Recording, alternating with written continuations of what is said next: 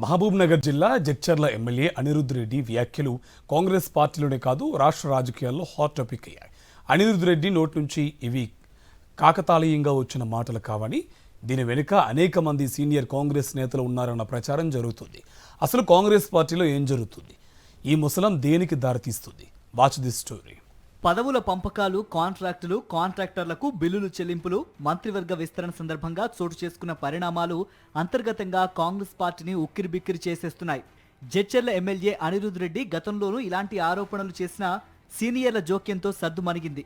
కానీ అనిరుద్ రెడ్డి బహిరంగంగా చేసిన వ్యాఖ్యలను ఆషామాషిగా తీసుకోవడానికి లేదని సీనియర్ కాంగ్రెస్ నేతలు అంటున్నారు.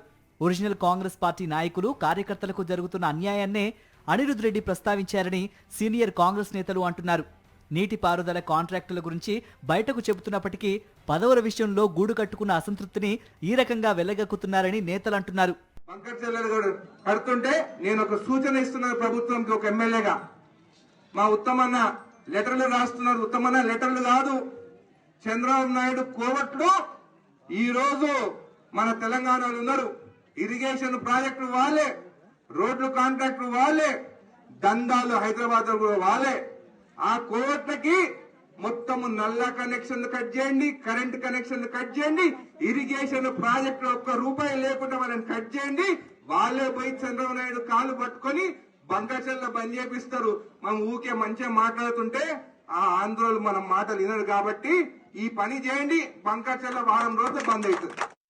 అనిరుద్ రెడ్డి కాంగ్రెస్ పార్టీలో జూనియర్ అయినప్పటికీ ఆయనకు గడిచిన ఎన్నికల్లో టికెట్ రావడానికి ఉప ముఖ్యమంత్రి మల్లు భట్టి విక్రమార్క, రోడ్లు భవనాల శాఖ మంత్రి కోమటిరెడ్డి వెంకటరెడ్డి ప్రధాన పాత్ర పోషించారన్న సంగతి అందరికీ తెలుసు. రాజకీయంగా తన ఎదుగుదలకు కారణమైన నేతలకు తెలియకుండా అనిరుద్ రెడ్డి ఈ వ్యాఖ్యలు చేశారని పార్టీలో ఎవరూ నమ్మడం లేదు. రాష్ట్ర ప్రభుత్వంలో ఏపీ ముఖ్యమంత్రి చంద్రబాబు నాయుడు కోవట్లుగా ఉన్నారని ఆరోపించడం ద్వారా ఆయన పరోక్షంగా ముఖ్యమంత్రి రేవంత్ రెడ్డిని లక్ష్యంగా చేసుకున్నారు అనడంలో ఎలాంటి అనుమానం లేదు. చంద్రబాబు అనుచరులే రాష్ట్రాన్ని నడిపిస్తున్నారని చెప్పడం కూడా రాష్ట్ర రాజకీయాల్లో సంచలనంగా చెప్పుకోవచ్చు. ముఖ్యమంత్రి రేవంత్ రెడ్డి తమను పట్టించుకోవడం లేదని కాంగ్రెస్ సీనియర్ నేతలు అనేక మంది ప్రైవేటు సంభాషణల్లో చెప్పుకుంటున్నారు. మాజీ మంత్రులు జీవన్ రెడ్డి, సుదర్శన్ రెడ్డి, జి చిన్నారెడ్డి, మాజీ ఎంపీ మధు యాష్కి, సీనియర్ నేత వి హనుమంతరావు, ఎమ్మెల్యేలు కోమటిరెడ్డి రాజగోపాల్ రెడ్డి, మల్రెడ్డి రంగారెడ్డి, ప్రేమ్ సాగర్ రావు సహా డజన్ మందికి పైగా ముఖ్యమంత్రి తీరుపై అసంతృప్తితో ఉన్నారని సీనియర్లు బహిరంగంగానే చెబుతున్నారు. రాష్ట్ర కాంగ్రెస్ పార్టీలో కొద్ది మంది మంత్రులు మినహా ఎవరూ సంతోషంగా లేరని మంత్రి ఒకరు సాక్షి ప్రతినిధి వద్ద వ్యాఖ్యానించడం కొసమెరుపు.